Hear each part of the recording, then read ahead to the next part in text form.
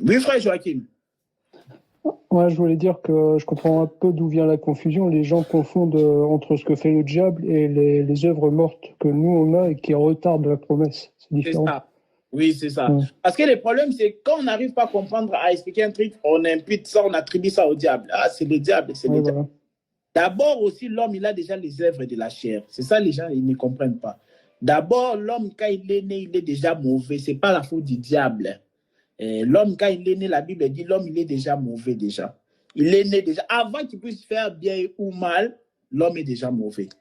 Donc, c'est ça. C'est Donc, comme quand Christ ressuscite Lazare. Il a ressuscité Lazare, mais encore Lazare a encore des liens. Christ demande aux serviteurs d'aller défaire les liens. Là, oui, c'est le ministère qui amène à la perfection. oui, Et ces liens-là, c'est pas le diable, c'est les œuvres mortes qui restent. Voilà, très bien. Très bien remarqué, Seigneur te bénisse. C'est ça la confusion avec les gens. Les gens ils disent, oh, Jésus t'a déjà affranchi, mais tu dois encore être délivré des puissants du... C'est pas ça.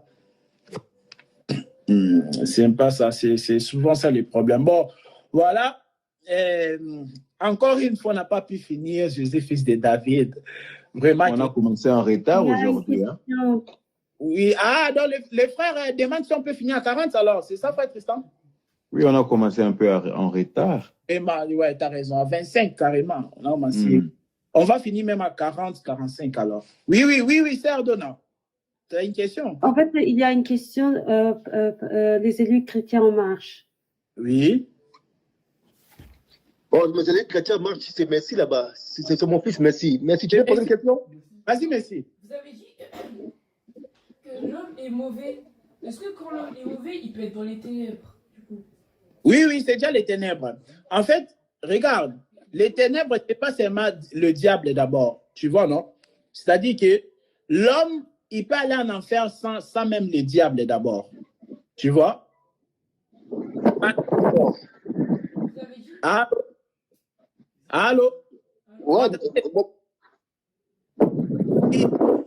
Par contre, il faut couper les micros parce qu'après, on n'entend plus. Moi, je ne comprends pas. C'est où? Qui n'attend pas? Parce que moi, je t'écoute bien, frère Roland. Ah, parce que chez toi, frère Serge, il y a du vent, ce qui fait que ça coupe le micro du frère Roland en même temps. Ah, d'accord. Ok. Voilà. Je disais ceci, hein? Quand je disais que l'homme peut déjà aller en enfer sans les diables, et que cela ne vous choque pas. Parce que là, je suis encore parti. On est obligé d'aller très loin pour vous expliquer ces choses. On est obligé de partir encore dans la prédestination pour vous dire qu'en réalité, c'est Dieu qui décide le sort de tout un chacun de nous. Vous voyez, c'est d'abord Dieu qui est à la base. Donc, quelqu'un peut aller en enfer, pas à cause du diable, mais parce que Dieu avait décidé déjà que ce soit comme ça. Donc, ça dit que l'homme, quand il est né, il est déjà dans le péché d'Adam. C'est-à-dire, il est déjà mauvais déjà de base d'abord. Mais maintenant, c'est-à-dire quoi? En d'autres termes, l'homme est un arbre courbé vers le mal. Regardez-moi ici. Bon, dommage pour ceux qui vont nous écouter, hein, si YouTube ne vont pas comprendre. Mais c'est-à-dire que l'homme c'est un arbre courbé vers le mal. Lorsqu'il est né, il est déjà penché vers le mal. Mais Satan, il vient quoi? Il vient encore accentuer encore. Il vient encore ajouter encore que tu puisses encore bien être courbé vraiment dans le mal. C'est ça. L'homme, quand il est né, il est déjà comme ça. Mais l'évangile vient maintenant nous redresser. Bon, il y a beaucoup de choses qui me viennent à l'esprit, mais bon, je ne vais pas les dire, sinon on ne va jamais finir. Mais c'est un peu ça. C'est un peu ça. C'est-à-dire que l'homme, lorsqu'il est né, il est déjà dans les ténèbres. Il est déjà dans les ténèbres. Il est déjà dans les ténèbres d'Adam. Voilà pourquoi l'homme, tout homme qui est né d'une femme, qui est né en tout cas dans ce monde, il a besoin du second Adam pour qu'il puisse l'éclairer. Parce que tout homme, lorsqu'il est né, il naît d'abord dans les ténèbres d'Adam. Parce que c'est Adam qui a ramené les ténèbres dans le monde d'abord. Et maintenant, c'est ensuite, le second Adam vient maintenant pour donner la lumière.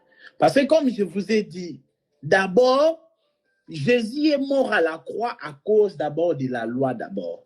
Satan, c'est d'abord une autre affaire, c'est d'abord après. C'est-à-dire, Jésus, il a accompli la loi, donc il a cloué la loi à la croix, et la loi, lorsque la loi est clouée, c'est là c'est-à-dire que le péché n'a plus de force et Satan aussi n'a plus de force. Satan tire sa force dans le péché et le péché tire sa force aussi dans la loi. Romains chapitre 7, verset 7, que c'est par la loi que j'ai connu le péché.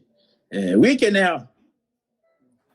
En fait, par rapport à ma question de tout à l'heure, vous avez dit que quand un fils de Dieu est dans les ténèbres, c'est pas un fils de Dieu, vous avez dit. Oui, ça va, il faut que je simplifie le langage. C'est-à-dire qu'un fils de Dieu peut être dans les ténèbres, c'est-à-dire quoi? Dieu le voit qui va devenir enfant de Dieu. Mais quand il est dans les ténèbres, là, d'abord, il n'est pas encore enfant de Dieu. Mais il est appelé à être un enfant de Dieu. Ça va? C'est un peu tout comme toi, tu es un garçon, tu n'as pas encore la barbe, mais tu auras la barbe, vouloir ou pas, parce que tu es un garçon. Tu vois, non? Mais actuellement, tu n'as pas encore la barbe. Voilà, c'est un peu ça. Donc aujourd'hui, on peut t'appeler garçon, mais quand tu auras pété la barbe, on va t'appeler homme. Donc c'est un peu ça. Ça va? Voilà. Voilà. Bon, vraiment, que le Seigneur vous bénisse. Donc, je vais encore prendre 10 minutes là, mais je crois que les 10 minutes, ça ne va pas suffire pour qu'on puisse finir. Jésus, fils de David. Mais bon, comprenez ici, voilà, vous avez compris de tout ce qu'on a parlé sur le fils de David. Donc, vous avez retrouvé dans les enregistrements.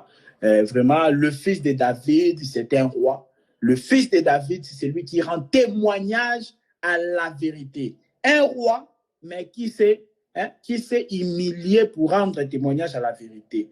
Parce que Jésus, lorsqu'il est venu, il était venu comme un agneau. Pas comme un lion, mais comme un agneau.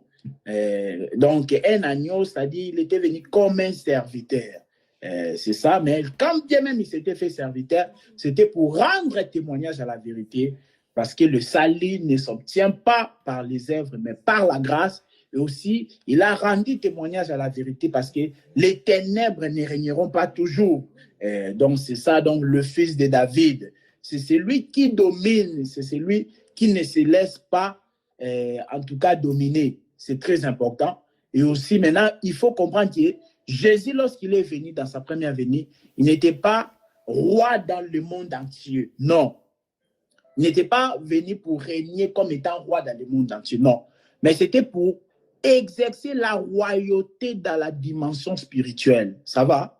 Il a exercé la royauté dans la dimension spirituelle. Mais c'est mal lorsqu'il reviendra dans sa seconde venue, que la Bible appelle le millénium, qu'on en parlera aussi dans les temps à venir. C'est là maintenant il va régner comme le roi du monde entier. Voilà. C'est-à-dire qu'aujourd'hui, Jésus n'est pas le roi du Congo, ni de France, ni d'un autre pays. Non. Parce que si Jésus est le roi du monde entier, alors comprenez qu'il n'y aura plus de guerres, il n'y aura plus de maladies, il n'y aura plus de quoi? Tout ce que vous connaissez. La prostitution, toutes ces choses-là, toutes ces mauvaises choses-là, il n'y aura plus ça. Pourquoi? Parce qu'aujourd'hui, Jésus ne règne pas étant que roi dans le monde entier. Non. Vous allez voir qu'on écrit Jésus, roi du Congo. J'ai déjà vu ça. Jésus, roi du Congo. Non, Jésus n'est pas le roi du Congo. Jésus il est le roi spirituel aujourd'hui. C'est un roi, Melchisedec. Vous voyez? Donc, Jésus, c'est un roi qui règne aujourd'hui dans les cœurs de son épouse. Aujourd'hui, Jésus est notre roi. Il est le roi où? Dans l'Église. Mais un jour, il régnera maintenant dans le monde entier comme étant le roi du monde. Mais aujourd'hui, il est d'abord notre roi dans notre cœur. C'est très important. Jésus est le roi de l'Église. Le roi de l'Église n'est pas le pasteur, non.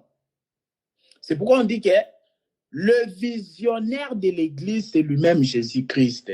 C'est Jésus-Christ qui doit nous orienter comment une Église peut fonctionner. C'est très important. Vous allez voir un pasteur dire, oh non, ici c'est ma vision. Ici c'est ma vision dans cette Église. Non. Dans les choses de Dieu, il n'y a qu'une seule vision. Il n'y en a pas plusieurs.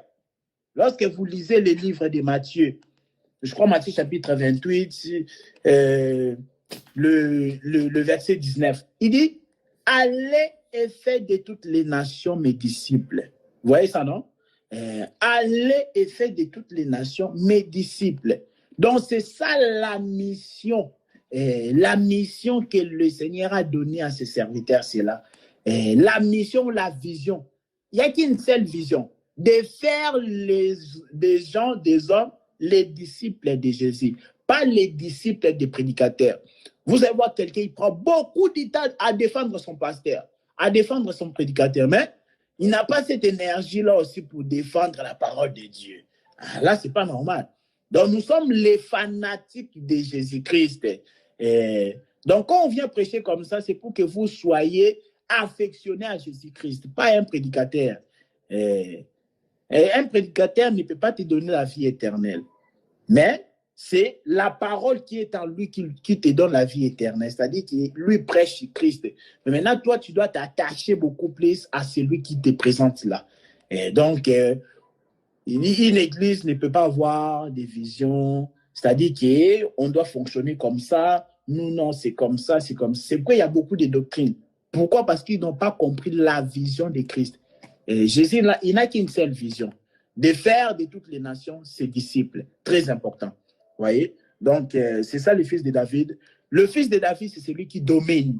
Le fils de David, c'est Jésus-Christ, lui qui a dominé sur les péchés, il a dominé sur les démons, il a dominé sur les ténèbres.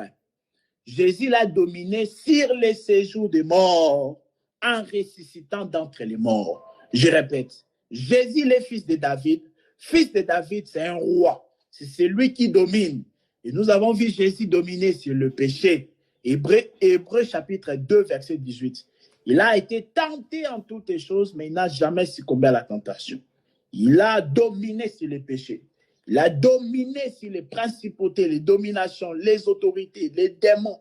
Il a dominé sur eux. Jésus l'a dominé sur les ténèbres. Il a dominé sur les séjours des morts. Il est mort, mais il a dominé sur la mort parce qu'il est ressuscité. C'est ça le fils de David. Donc, c'est la nature aussi que nous devons avoir aussi. Le fils de David, ce n'est pas se laisser souiller par le monde. Jacques chapitre 1, verset 27, nous dit qu'on ne doit pas se laisser souiller par le monde. Tu vas voir un chrétien négligent, c'est ce qu'ils ont dit, hein, c'est pas grave, hein, c'est tout. Hein. Donc, tu te laisses souiller par le monde.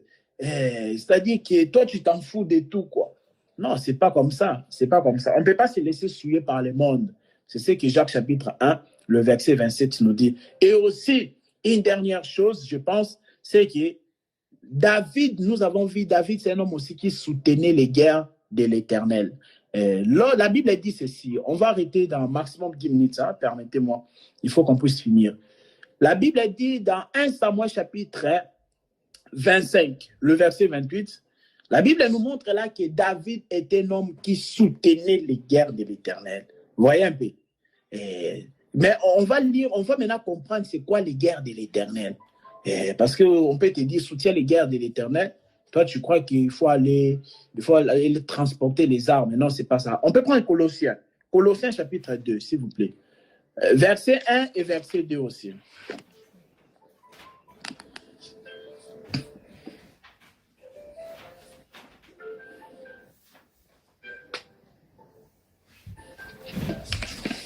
Colossiens, je pense, Colossiens chapitre 2, le verset 1 à 2. Est-ce que quelqu'un peut le lire ça rapidement? J'ai dit au nom du Seigneur Jésus-Christ. Amen. Je veux en effet que vous sachiez combien est grand le combat que je soutiens pour vous. Et pour ceux qui sont à la Laodicée, et pour tous ceux qui n'ont pas vu mon visage, afin qu'ils aient le cœur rempli de consolation, qu'ils soient unis dans l'amour et enrichis d'une pleine intelligence pour connaître le mystère de Dieu, pour savoir Christ. Amen. Mystère Ouais. dans lequel sont cachés dans les trésors de la sagesse et de la connaissance. Il dit, je mérite que vous puissiez comprendre le combat, mon combat. Donc, c'est ça les guerres de l'Éternel. Donc, David, c'est un homme, on avait rendu témoignage de lui dans 1 Samuel chapitre 25, verset 28, que David, c'est un homme qui soutenait les guerres de l'Éternel. On a dit ça, c'est un homme qui soutient les guerres de l'Éternel. Et les guerres de l'Éternel, c'est expliqué dans Colossiens chapitre 2 à partir du premier verset. Donc, les guerres de l'Éternel, c'est servir le Seigneur. C'est très important. Les guerres de l'Éternel, c'est consoler les gens. Les guerres de l'Éternel, c'est exhorter les gens. Toi, tu es un enfant de Dieu. tu dois aussi soutenir les guerres de l'Éternel. Nous, étant enfants de Dieu, nous devons soutenir aussi les guerres de l'Éternel. Tu ne peux pas voir les guerres de l'Éternel là-bas et toi, tu t'en fous, en fait. Tu croises les bras. Non. On doit aussi soutenir les guerres de l'Éternel. C'est très important. C'est ça aussi les fils de David. Nous, nous devons aussi avoir la nature du fils de David. Donc, on a montré dans Colossiens chapitre 2 que soutenir les guerres de l'Éternel. Parce que Paul dit, j'aimerais que vous sachiez combien est grand mon combat. Et donc, le combat là, c'était le combat de Dieu, c'est-à-dire les guerres de l'Éternel qu'il était en train de soutenir. Il parle de la consolation. Il dit, afin qu'il puisse consoler. Il dit ceci. Il dit, et tous ceux qui ne m'ont pas encore vu, il dit quoi? Le combat là, dans le but, c'est quoi? C'est pour que les gens soient remplis dans leur cœur de consolation. C'est-à-dire, tu vois quelqu'un qui est tourmenté, toi, un enfant de Dieu, tu dois les remplir de la consolation. Consolation, là, ce n'est pas des faussetés, mais c'est la parole de Dieu. C'est vraiment très important. Il parle de la consolation. Il parle aussi, il dit de la consolation. Il dit qu'ils soient unis dans la charité, dans l'amour.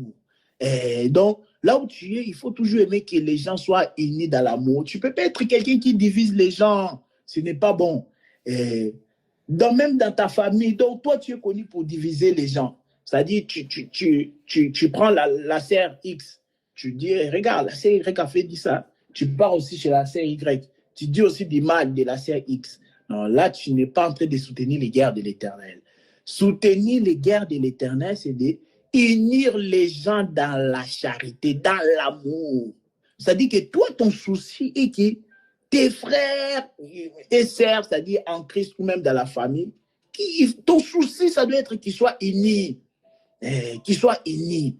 Quand tu travailles pour l'unité, c'est ça. C'est soutenir aussi les guerres de l'Éternel. Et il continue, il dit quoi? Il dit, et enrichi d'une pleine intelligence pour connaître le mystère de notre Dieu. Donc, ça dit qu'il faut enrichir aussi les bien-aimés de l'intelligence afin qu'ils puissent avoir la sagesse de comprendre les choses de Dieu. C'est-à-dire que tu dois aussi communiquer la parole de Dieu. La parole de Dieu que tu écoutes, c'est aussi pour communiquer, c'est aussi pour partager ça aux bien-aimés. Quand tu partages la parole de Dieu, tu soutiens aussi les guerres de l'Éternel. Ça va? Je répète. David, c'est un homme qui soutenait les guerres de l'Éternel par rapport à 1 Samuel chapitre 25, verset 28. Et le bien-aimé apôtre Paul a expliqué les guerres de l'Éternel là, dans Colossiens chapitre 2, à partir du premier verset jusqu'au verset 2. Il dit que c'est pour remplir les cœurs des gens de la consolation. Tu vois un bien-aimé ou une bien-aimée qui est en train de traverser des moments difficiles, toi, tu dois les remplir de la consolation. La consolation, c'est l'exhortation.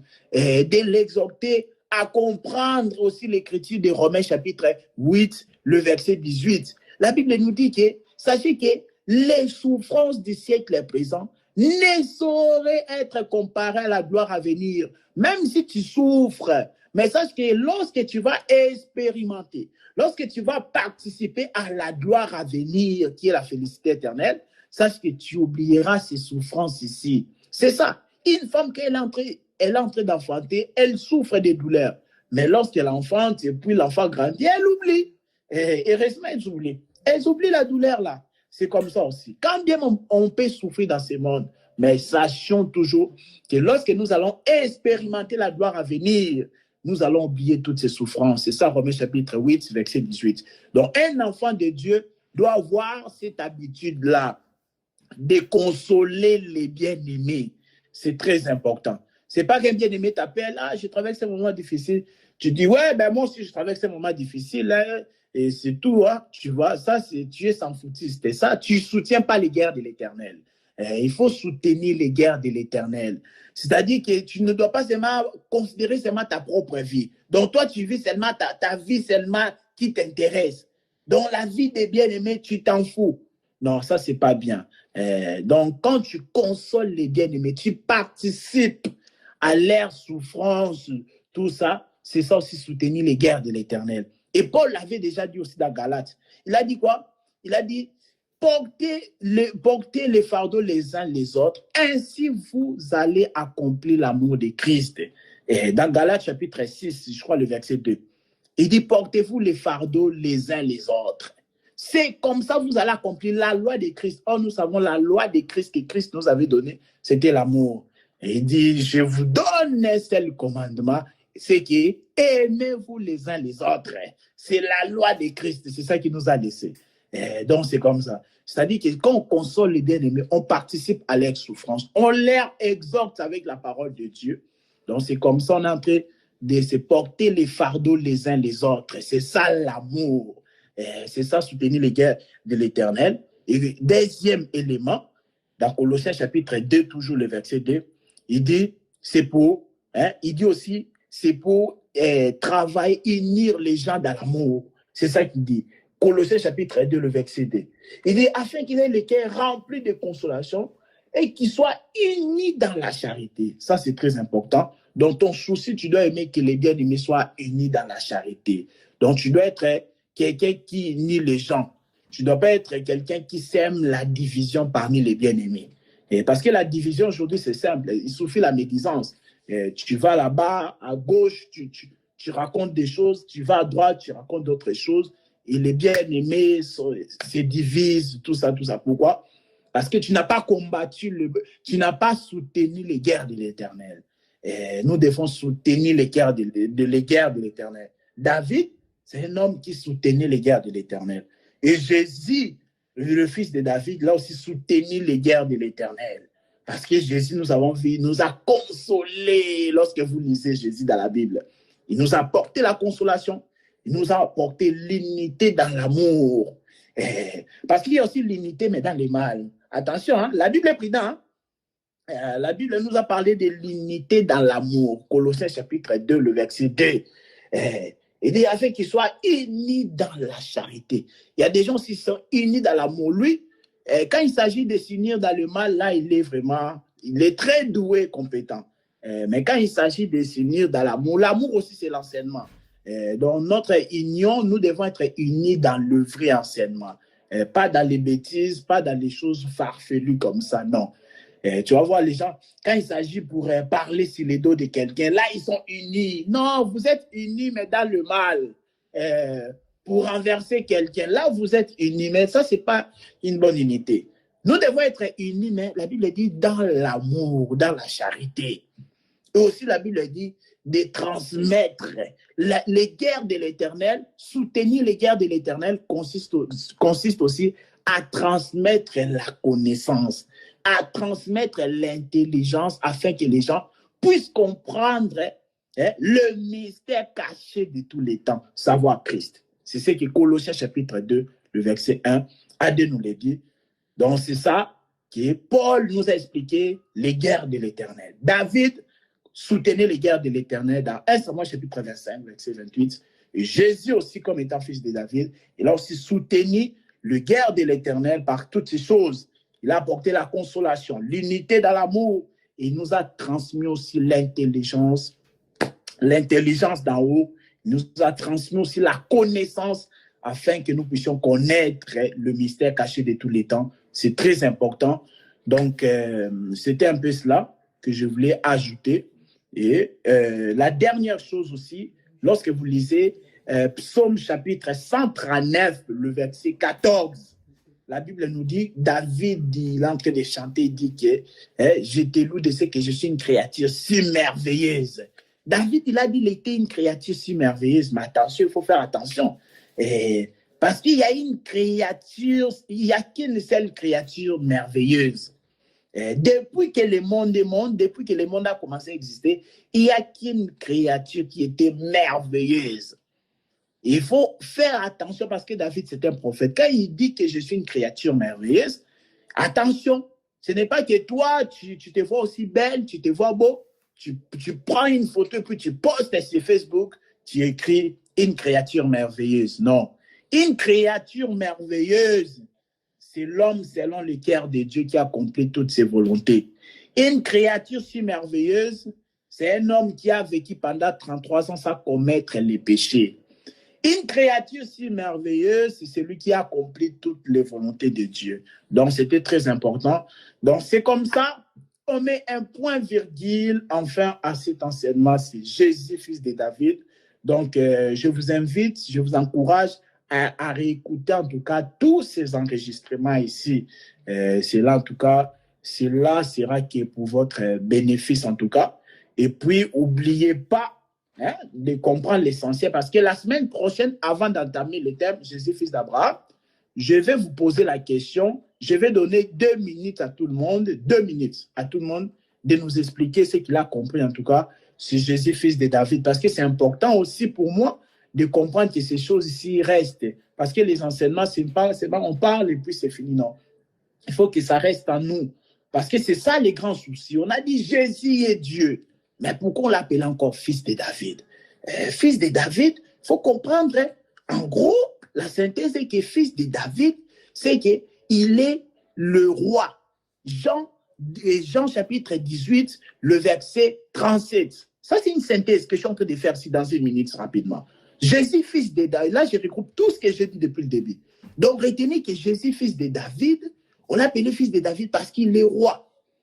Pourquoi il est roi? Tu donnes l'écriture. Jean chapitre 18, verset 37.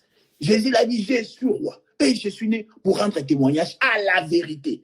Et rendre témoignage à la vérité, c'était que le salut ne s'obtient pas par les œuvres. L'homme ne peut pas se sauver lui-même, mais le salut s'obtient plutôt par la grâce. C'est ça d'abord la vérité.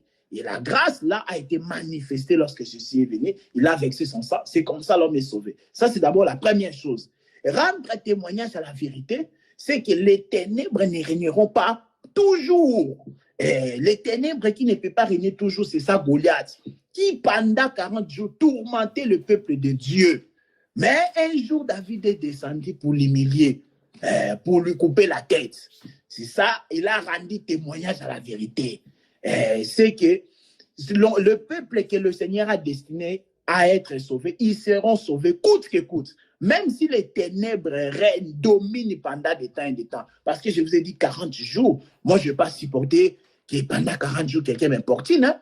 Pendant 40 jours, un jour, oui, mais 40 jours, non, je dois manifester ma force.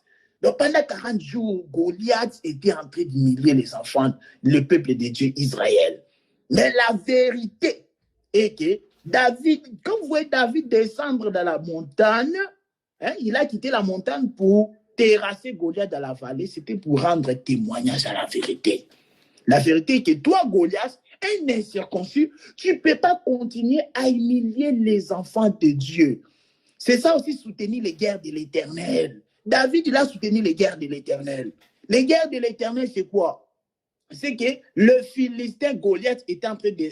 Quand il insultait les enfants, le peuple d'Israël, le peuple de Dieu, il insultait aussi l'Éternel en même temps.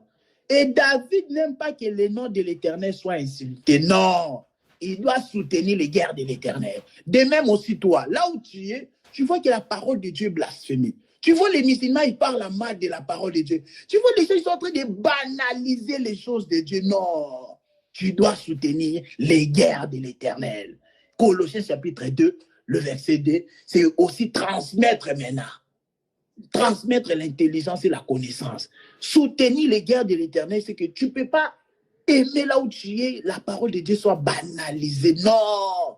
Parce que Goliath qui incite le nom de l'Éternel, il est en train d'inciter la parole de Dieu. Parce que lorsque vous prenez Apocalypse chapitre 19, le verset 13. Apocalypse chapitre 19, le verset 13, la Bible dit que le nom de Dieu, c'est la parole. Donc, quand Goliath incite le nom de l'Éternel, il est en train de banaliser la parole de Dieu. Mais David doit soutenir les guerres de l'Éternel. Il doit descendre et soutenir les guerres de l'Éternel. Et donc, quand quelqu'un il blasphème avec les choses de Dieu, tu dois descendre pour lui fermer la bouche. Et s'il ferme la bouche, ça dit que tu soutiens les guerres de l'Éternel. Tu lui prouves A plus B que ce n'est pas ça. Un témoin de Jéhovah, il dit que Jésus n'est pas Dieu. Tu dois soutenir les guerres de l'Éternel. Lui dire que non, ce n'est pas ça. Et tu lui montres des Écritures, il ferme sa bouche. C'est comme moi, un jour, il y en a à Paris, un jour j'étais à Paris là-bas, ils étaient en train de dire des choses comme ça, les témoins de Jéhovah. Et puis Jésus dit, regarde, vous dites que l'enfer n'existait pas. Jésus donne les Écritures. Bouche bée. Bouche bée. Ils ont fermé la bouche. Donc il faut qu'on puisse soutenir les guerres de l'Éternel. Donc c'est ça, j'étais en train de faire la synthèse pour dire que rendre témoignage à la vérité, c'était donc ça, les ténèbres ne peuvent pas régner toujours. Et puis rendre témoignage à la vérité, c'est que c'est lui la créature merveilleuse. Psaume chapitre 139, le verset 14. Quand David disait qu'il est la créature si merveilleuse, donc il s'agissait donc d'un homme qui devait sortir de la maison de David, qui est Jésus. C'est lui la créature merveilleuse. C'est lui qui a fait la fierté du ciel. C'est Jésus qui a fait la fierté du ciel. Il était l'homme selon les cœurs de Dieu et en accomplissant toutes les volontés de Dieu. Amen. Voilà, c'est ça la synthèse. Si vous me donnez ça la semaine prochaine, vraiment, je suis très, très content. Voilà, que le Seigneur vous bénisse. Moi, je vais m'arrêter ici. On va prier d'abord, on va prier et puis s'il y a des choses à dire, on va le dire après. Tendre Père, nous te sommes infiniment reconnaissants. Merci de nous avoir fait du bien. Merci, Seigneur. Ici, tu nous rassembles, comme tu as dit dans ta parole, c'est pour que nous puissions devenir meilleurs, Seigneur Dieu de gloire. Merci, Seigneur Dieu de gloire, parce que nous sommes en train de devenir meilleurs, Seigneur, par ton enseignement. Tu as dit, sanctifie-le par ta parole, car ta parole est la vérité. Merci pour cette vérité qui nous sanctifie, Seigneur. Toi qui étais descendu pour rendre témoignage à la vérité, et cette vérité aujourd'hui est en train de nous donner la force. Cette vérité est en train de nous sanctifier afin qu'on puisse te voir, toi, le roi qui était avant. Toi, le roi, le Dieu d'éternité que Abraham priait. Que toute la gloire te revienne. Garde chacun de mes frères et sœurs. Garde, Seigneur, tous mes bien-aimés, Seigneur. Que ta compassion soit sur la vie de tout un chacun de nous, Seigneur.